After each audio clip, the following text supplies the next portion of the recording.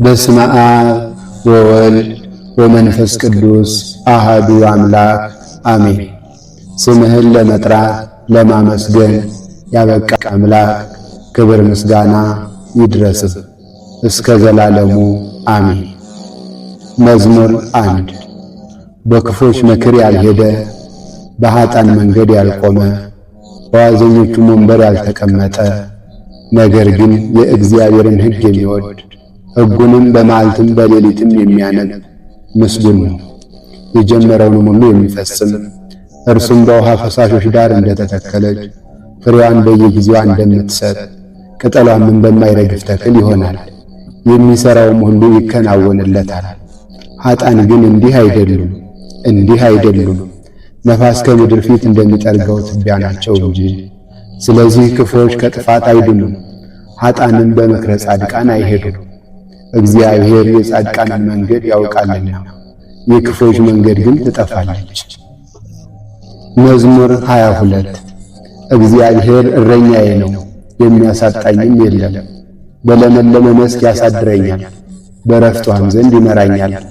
ነፍሴን መለሳት፣ ስለ ስሙም በጽድቅ መንገድ መራኝ። በሞት ጥላ መካከል እንኳን ብሄድ አንተ ከኔ ጋር ነህና ክፉውን አልፈራም። በትርህና ምርኩዝህ እነርሱ ያጸኑኛል። በፊቴ ማዕድን አዘጋጀህልኝ፣ በጠላቶቼ ፊት ለፊት ራሴን በዘይት ቀባ። ጽዋዬም የተትረፈረፈ ነው። ቸርነትና ምሕረትህ በሕይወቴ ዘመን ሁሉ ይከተሉኛል፣ በእግዚአብሔር ቤትም ለዘላለም እኖራለሁ። መዝሙር 36 በእግዚአብሔር ታመን፣ መልካምንም አድርግ። በምድርም ያሳድርሃል፣ በሀብቷም ያሰማራሃል። በእግዚአብሔር ደስ ይበልህ፣ የልብህን መሻት ይሰጥሃል። መንገድህን ለእግዚአብሔር ግለጥ፣ በእርሱም ታመን፣ እርሱም ያደርግልሃል። ጽድቅህን እንደ ብርሃን ፍርድህንም እንደ ቀትር ያመጣታል። ለእግዚአብሔር ተገዛ አገልግለው። መዝሙር 111 እግዚአብሔርን የሚፈራ ሰው ብፁዕ ነው፣ ትእዛዙንም ፈጽሞ የሚወድ። ልጁም በምድር የጸና ይሆናል፣ የጻድቃን ትውልድ ይባረካሉ። ክብርና ባለጸግነት በቤቱ ውስጥ ነው፣ ጽድቁም ለዘላለም ይኖራል። ለቅኖች በጨለማ ውስጥ ብርሃን በራላቸው። እግዚአብሔር ቸርና ይቅር ባይ ነው፣ አምላካችንም እውነተኛ ነው እና መሐሪ ይቅር ባይም ነው። በፍርድም ጊዜ ቃሉን ይወስናል፣ ለዘላለምም አይታወክም። የጻድቅ መታሰቢያ ለዘላለም ይኖራል፣ ከክፉ ነገርም የተነሳ አይፈራም።